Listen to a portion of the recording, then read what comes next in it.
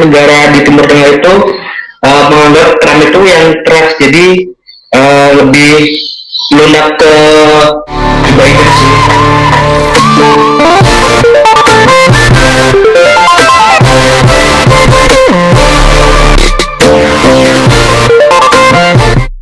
Selamat sore semua, kembali lagi bersama kita bertiga di podcast Tim Tank.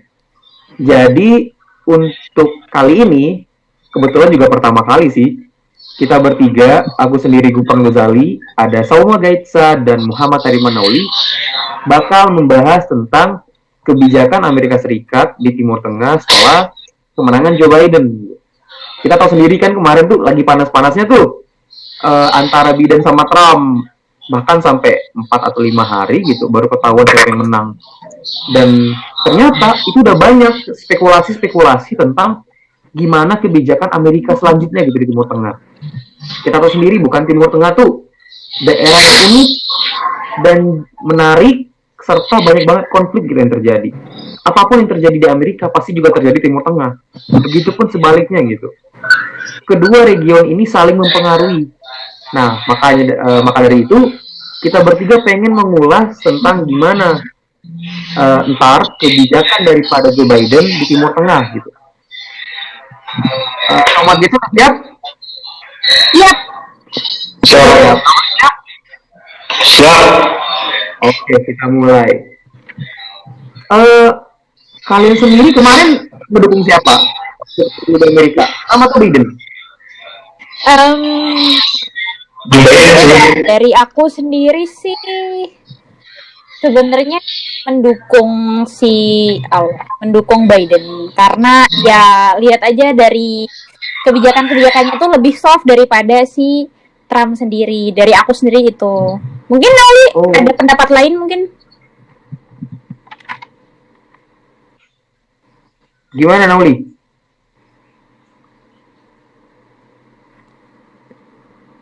Oke, koneksi kali ya. Oh iya. Oke, nggak apa-apa. Mungkin kita bisa lanjut. Halo. Halo. Oke, Nauli. Gimana Nauli? Dukung siapa? Biden. Jadi mungkin banyak negara di Timur Tengah itu menganggap Trump itu yang trust, jadi lebih lunak ke Joe Biden sih. Gitu menurut. Oke. Kalau aku sendiri ya, karena aku bahas skripsi tentang Trump, berharapnya sih yang menang si Trump ya. Oke. Tapi ternyata karena kalah, cukup sedih. Mana itulah politik gitu, politik nyali ya. Sebenarnya apa ya? Apa yang dibilang Govi tadi tentang skripsi, aku juga merasakannya karena ya skripsi aku juga menyangkut paut dengan Trump, tapi ya, begitulah keadaan seperti sekarang ini Biden yang terpilih. Ya, cukup kecewa ya Cumin? Cukup kecewa sebenarnya. Oke, menarik banget ternyata dari kita bertiga sebenarnya ada yang pengen Trump menang gitu karena kepentingan masing-masing ya. Kepentingan masing-masing. Nah, kita balik lagi nih ke topik utama gitu tentang kebijakan luar negeri Amerika di Timur Tengah. Aku tuh beberapa baca tentang artikel dan jurnal gitu yang bahas tentang Amerika ke depannya. Ternyata banyak hal yang menarik gitu yang disorot oleh artikel itu tadi tentang gimana antar Timur Tengah ke depannya gitu. Pertama sih mungkin bahas ke ini kali ya, ke Israel kali yang baru aja ngelakuin normalisasi sama Sudan dan lain-lain gitu, Bahrain. Nah, ada yang menarik nih. Katanya pada masa kepemimpinan Biden ntar kebijakan itu bakal dirubah gitu. Mereka tuh nggak bakal lagi dalam artian cuma mementingkan Israel doang gitu. Selama ini kan kalau di Trump kan tahu sendiri, kemarin dipindahin ibu kotanya ke Yerusalem segala macem, dan dia bantu Israel buat normalisasi hubungan dengan negara-negara Arab gitu. Kalau menurut kalian gimana nih ntar ke depannya tuh? Nauli mau duluan apa gimana? Oke, aku aja yang duluan ya. Oke, boleh. Dari aku sendiri sih ya, kita tahu kalau Trump itu sangat dekat dengan pemimpin Israel. Oh, Iya, Netanyahu. ya. Oke. Itu dalam tanda kutip mereka dekat secara orang gitu. Maksudnya individu personal. Oke. Nah, jadi pokoknya apapun kebijakan Israel tuh pasti bakalan didukung sama si Amerika Serikat sendiri. Itu pada masanya Trump. Tapi pada masanya Biden ini tuh kayak itu nggak bakalan berubah. Maksudku mungkin ada beberapa hal yang bakalan berubah. Mungkin dari pemerintahannya itu sendiri, si Biden ini nggak bakalan dekat sama pemimpinnya itu, si Netanyahu tadi. Tapi bakal lebih ke negaranya itu sendiri. Soalnya kan kita tahu kalau banyak orang yang tahu kalau siapapun yang ingin menjadi presiden di Amerika Serikat itu mereka harus mendapatkan restu dari si AIPAC kan, yang benar banget. Bahkan Biden ini tuh juga pendukung Zionisme, yang di Israel sendiri kan udah tahu kan Zionismenya itu sangat berpengaruh di sana. Jadi kayak ini tuh jadi kedekatan antara Biden dengan Israel itu dari segi dari segi negaranya, pemerintahannya, bukan dari individu seperti yang antara Trump dengan pemimpinnya itu tadi. Nah, terus juga mungkin dari aku itu dulu kali ya, mau dilanjutkan sama Nauli mungkin. Oke, menarik. Nauli, gimana tuh, Li? Menurut lu? Nauli on air? Nauli masih sehat?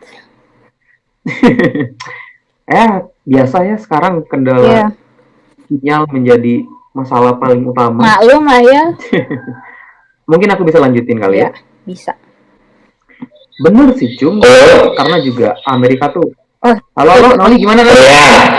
Ya, jadi menurutku itu normalisasi Israel dengan negara-negara Timur Tengah itu masih tetap ada, karena Biden sendiri itu mendukung kesepakatan normalisasi Bahrain, Sudan itu untuk memajukannya programnya dia.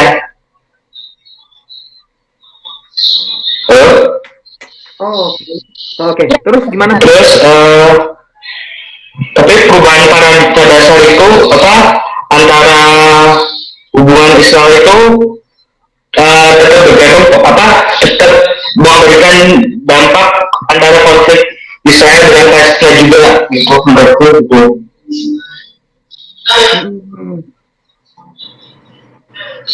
Oke. Mungkin aku bisa masuk kali ya? Bisa banget. Oke. Bener sih kata kalian berdua gitu. Mereka tuh punya kepentingan masing-masing dan mungkin nggak bakal banyak berubah gitu kepentingan Amerika. Apalagi kan kata Souma tadi ada badan AIPAC kan, bener banget gitu yang bakal.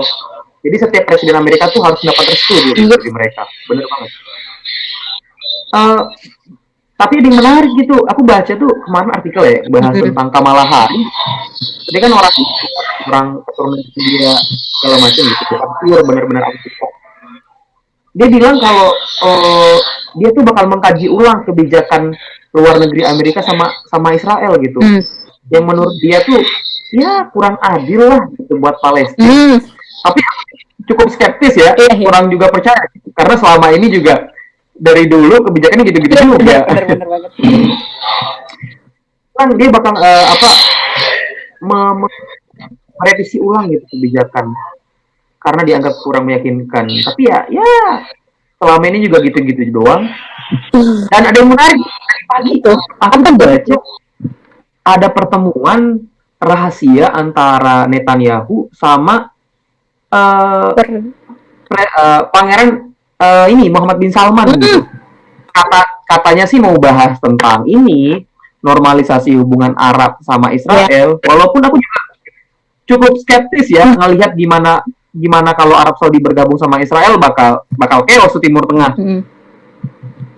Ya kita lihat aja, mungkin kedepannya bisa jadi sih Amerika bakal ngedorong Palestina sama Israel lebih baik ataupun sebaliknya, dan juga mungkin Biden juga bakal ngedorong hubungan antara Arab Saudi sama Israel. Jadi gue nggak tahu. Semoga yang lebih baik. Nah, ngomong-ngomong Arab Saudi nih, gimana? Ini menarik banget menurutku. Antara hubungan Arab Saudi dan Amerika. Kita tahu kan, kalian tahu gitu, kalau Arab Saudi itu sekutu pentingnya Amerika gitu di Timur Tengah. Dan dulu waktu Trump, Arab Saudi itu jadi negara pertama yang dikunjungi dia. Dia mengunjungi negara pertama di Arab Saudi. Yep. Saking pentingnya Arab Saudi gitu. Dan banyak kebijakan MBS itu yang didukung banget sama Trump gitu. Kayak visi 2030 gitu. Yang dia pengen merubah Arab Saudi itu jadi negara yang lebih baik, nggak lagi bergantung sama minyak gitu. Nggak lagi negara rentier yang kayak dibilang di kelas. Terus juga Trump tuh sangat mendukung kebijakan MBS gitu. Dia nggak mau komen tentang pembunuhan Khashoggi, kan nggak sih Khashoggi yang dibunuh? Iya. Nah, ternyata Trump kan nggak mau komen tentang kebijakan tentang pembunuhan. Iya, Hal kan benar. yang ngebunuh MBS. Itu kan bukti kalau dia tuh dekat banget gitu. Yep. Nah, tapi Biden ini dia tuh secara terang-terangan bakal ngambil kebijakan yang cukup bertolak belakang gitu. Yep. Sama yang ambil Trump. Ini menarik banget menurut aku kayak. Iya. Dia bilang, jadi Arab Saudi kan dukung perang di Yaman tuh. Nah, dia beli senjatanya itu dari Amerika. Nah, kata si Biden sih, kita juga nggak tahu ya. Namanya juga politik ya. Katanya sih dia pengen memberhentikan bantuan tadi gitu. Dia mau berhentiin penjualan senjata gitu katanya. Padahal waktu itu yang mulai perang duluan tuh waktu zamannya Obama dan Amerika tuh yang ngedukung gitu. Kayak kontradiktif gitu. Dia mau ngentiin perang padahal dia yang mulai. Dan juga dia tuh tergantung sama perang tadi gitu karena senjatanya dibeli. Aku sih ngeliat ya kayak apa ya? Munafik banget gitu. Nih orang kalau nih orang ya, kalau dia orang nih munafik banget. Bener banget, Cum. Kamu pengen berhenti perang, Cum, tapi tetap pengen untung gitu dari penjualan senjata tuh gimana ceritanya gitu. Itu menurut aku kayak aneh banget gitu. Kalau menurut kalian gimana tuh? Ntar ke depannya. Dari aku sendiri sih gimana ya melihat hubungan rumit sih sebenarnya hubungan mereka nih.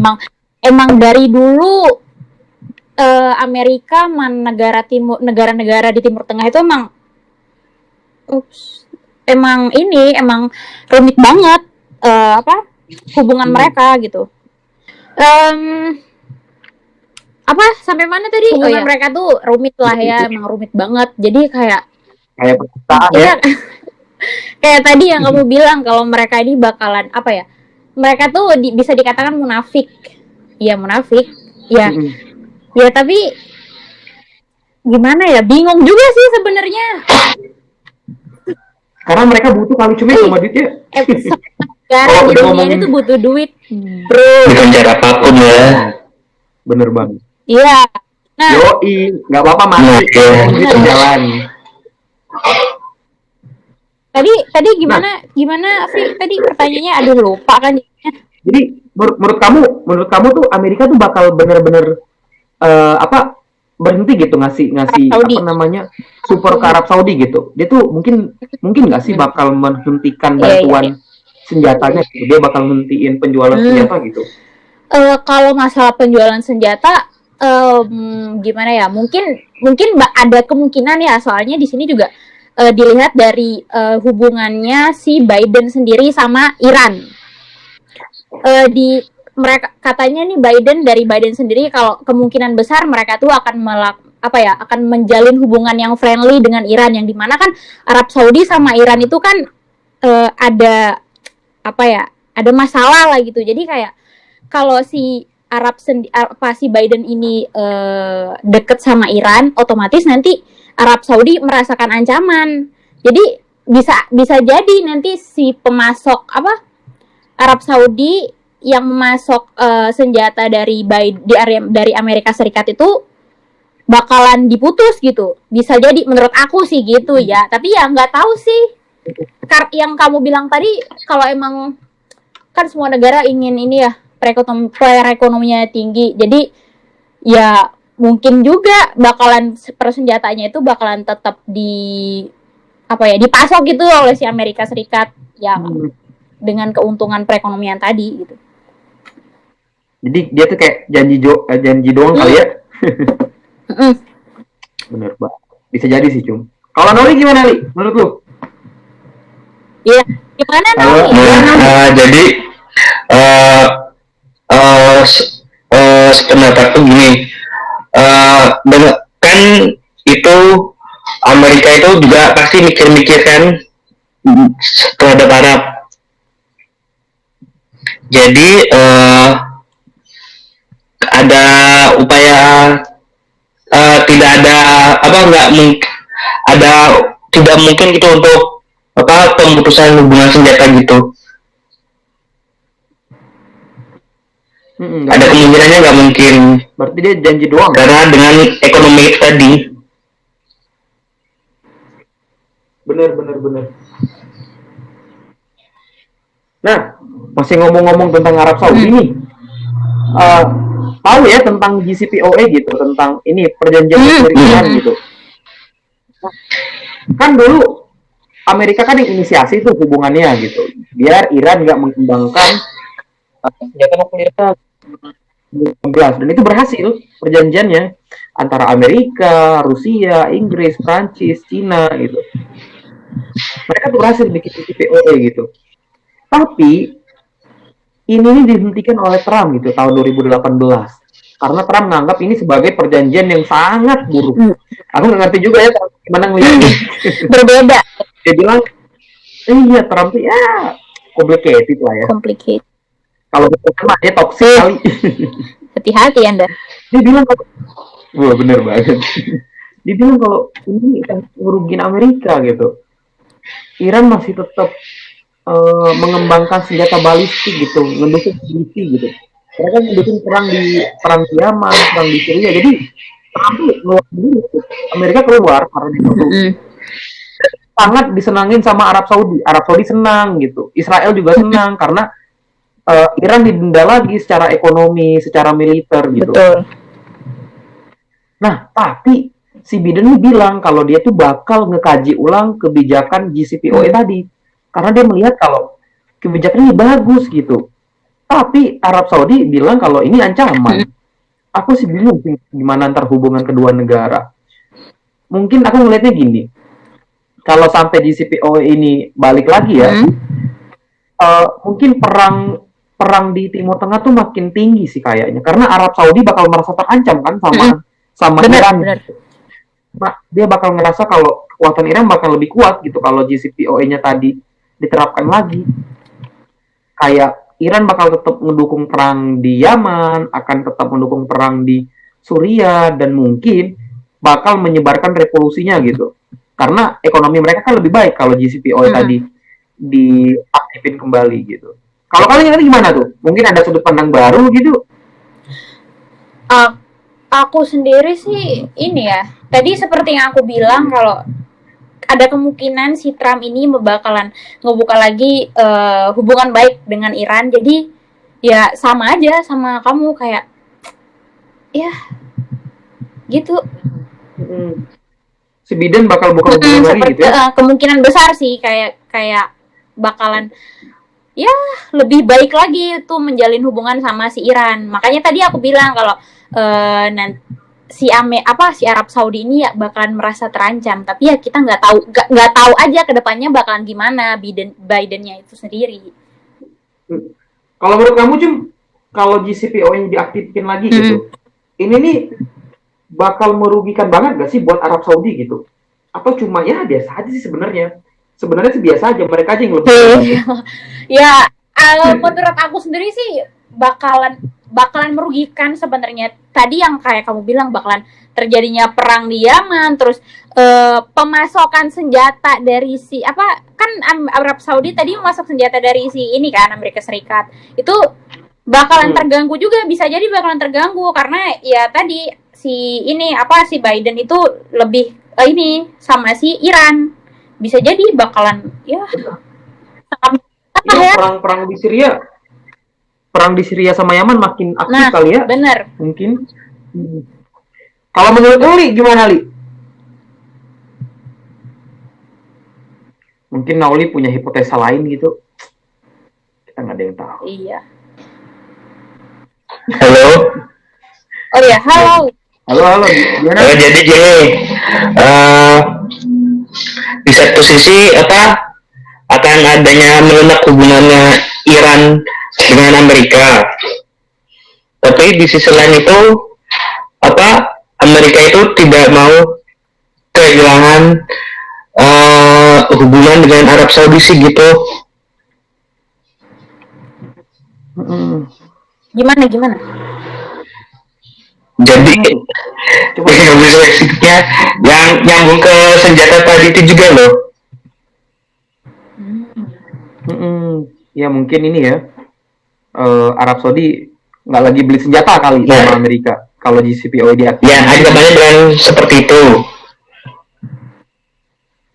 Ultimatum lah setidaknya. Mungkin ya. Iya. Ya nggak ada yang tahu. Tapi mungkin tetap beli senjata lah, tapi dikurangin aja. Mungkin. Knows. Karena ya kedua negara sih saling bergantung banget ya. Si Amerika bergantung banget sama minyak Arab Saudi. Arab Saudi bergantung banget sama senjata Amerika. Jadi kayaknya pun kebijakan Amerika di Timur Tengah pun nggak terlalu banyak berubah. Khususnya Arab Saudi kali ya. Nggak terlalu banyak berubah kali. Ya semoga aja ini cuma janji. Oke. Nah, menarik nih kita bahas JCPOA, pastinya bahas Iran gitu. Kita tahu juga kan tadi kalau hubungan Trump sama Iran tuh buruk banget gitu. Dia keluar, dia saling mengencam satu sama lain. Nah, kalau Biden sendiri, kita kan tadi bahas tentang JCPOA. Mungkin nggak sih hubungan kedua negara nih benar-benar akan membaik gitu di kedepannya, khususnya Biden. Karena kan Biden juga wakil presiden Amerika dulu yang bahas tentang JCPOA. Mungkin nggak hubungan kedua negara ini bakal seharmonis dulu waktu zaman Obama gitu. Menurut Cuma gimana Cum? Dengan Iran. Kan dia udah janji tuh mau buka lagi hubungan perjanjian JCPOA gitu. Mungkin nggak sih ini nih bakal kedua negara tuh bakal lebih baik lagi gitu hubungannya ke depannya? Menurut aku sih besar kemungkinan ya. Soalnya lihat dari kebijakan lain dari si Biden ini sendiri, kayak dia tuh lebih mengikuti pendahulunya terdahulu kayak Obama gitu kan. Banyak banget tuh kebijakan-kebijakannya yang dulu di Obama diterapin, di Biden juga seperti kayak bakalan diterapin ulang, tapi mungkin dengan pengaturan yang berbeda gitu. Jadi ya kemungkinan besar bisa aja sih Biden sama Iran ini menjalin hubungan yang lebih dekat lagi. Karena ini kali ya, karena sama pemimpinnya dulu kali. Jadi mungkin kebijakannya bakal mirip lah. Cuman ganti orang doang. Iya, benar-benar. Bener sih, Cung. Aku sih ngelihatnya kalau kebijakan Biden ini bakal hampir sama lah ya kayak yang dilakuin sama Obama. Dia kan juga 2 kali jadi wakilnya Obama gitu. Dan kebijakan-kebijakan itu mirip-mirip. Mungkin aja gitu, berharapnya sih. Aku satu sisi berharap banget, tapi satu sisi cukup skeptis ya, nggak percaya gitu. Sama-sama. Karena juga kebijakan Obama tuh banyak yang juga blunder. Jadi satu sisi berharap, satu sisi juga takut sama kebijakan yang bakal diambil. Ya maklum lah ya. Setiap buktinya kan apa tuh Cum? Maklum aja pasti pemimpin itu ya bilang kebijakannya ini, tapi kan kita nggak tahu implementasinya nanti kedepannya tuh gimana gitu. Ya inilah itulah. Bener. Yang penting mah janji doang dulu. Janji aja dulu gitu.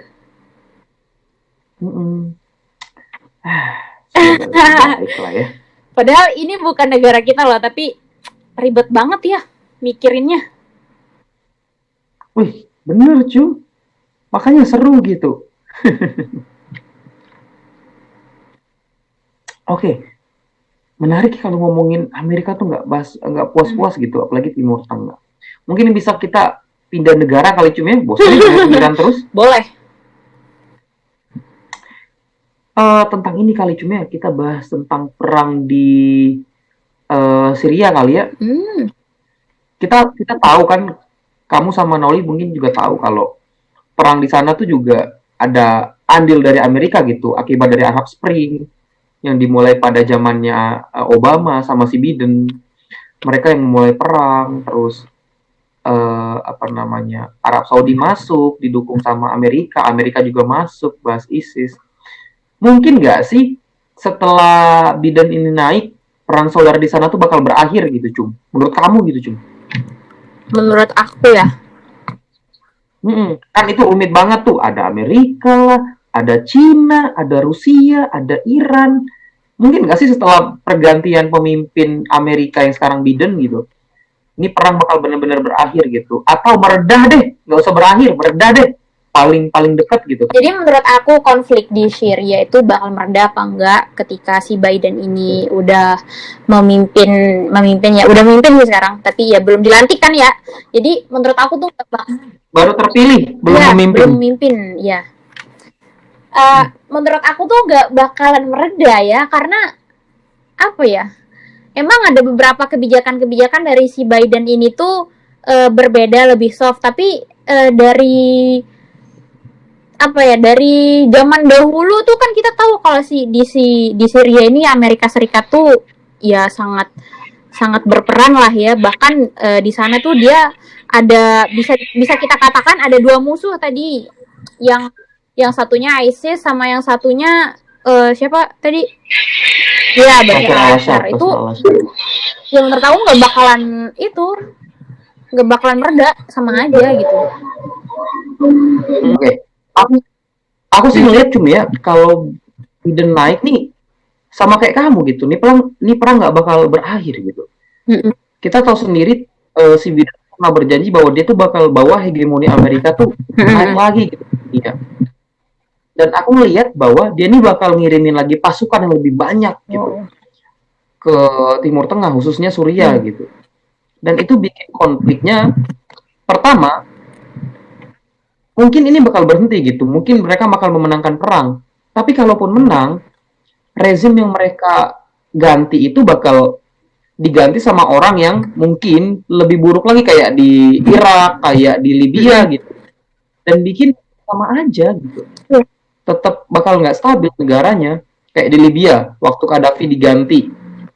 Waktu Amerika ngirim pasukannya gitu sama PBB dan NATO. Emang diganti, tapi akibatnya apa? Perang saudara.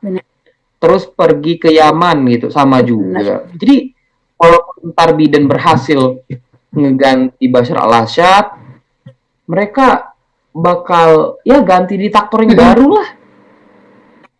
Dan kemungkinan terburuk yang kedua, aku ngeliat kalau ini perang bakal tetap sama gitu. Bashar al-Assad tetap bakal jadi pemimpin, dan eskalasi perang ini bakal gede karena Amerika tetap bakal ngirim pasukannya lebih gede ke sana gitu.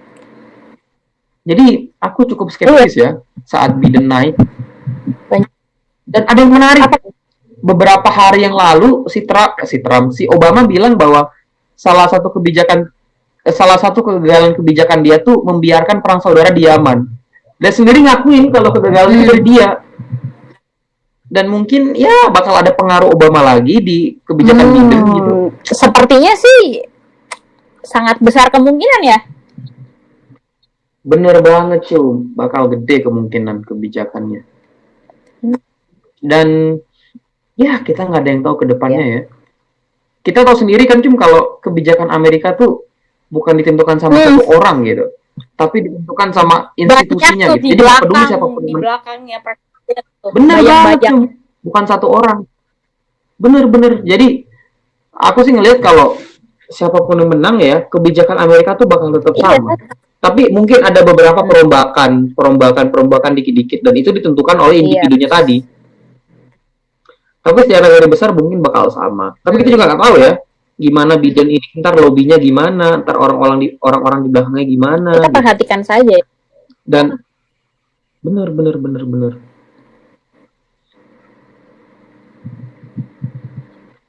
Terus juga perang di Yaman, Cum. Aku tuh cukup heran tuh gimana antar kebijakan Biden. Dia bilang kalau dia bakal berhenti ngasih bantuan ke Arab Saudi gitu. Ya, sama kayak awal tadi gitu. Cukup skeptis. Ya, banyak keskeptisan ya antara kita dan Biden. Astaga. Kalau ini gimana nih ntar kebijakan perang di Suriah, Li? Di Suriah ya?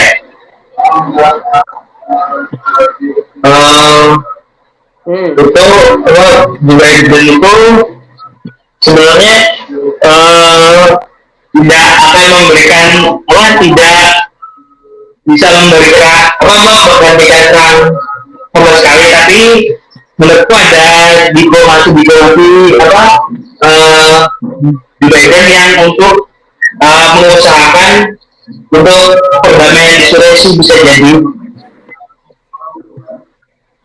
Oke. Tapi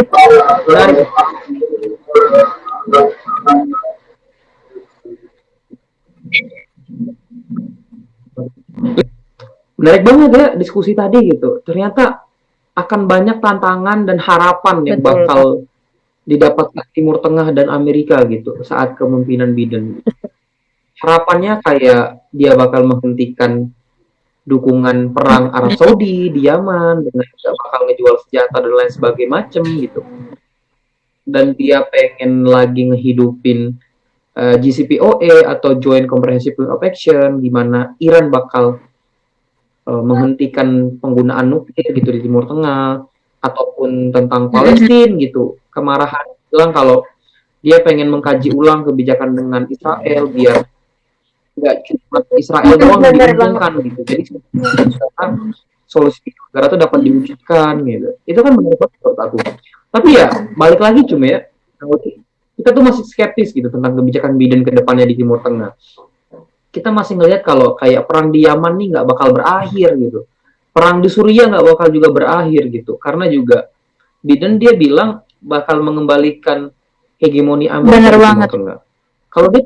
Kalau dia pengen mengembalikan hegemoni ya dia harus meningkatkan militer dia di Timur Tengah. Jadi itu tuh cukup skeptis banget menurut aku tentang Tengah ke depannya.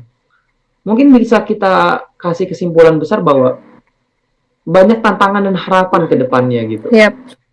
dari kepemimpinan Biden, dan semoga aja kepemimpinan dia bisa lebih baik dari sebelumnya, Semoga. dari Trump, Obama. Oke, mungkin itu dulu diskusi kita pada sore hari ini ya untuk teman-teman semua. Semoga bisa bermanfaat.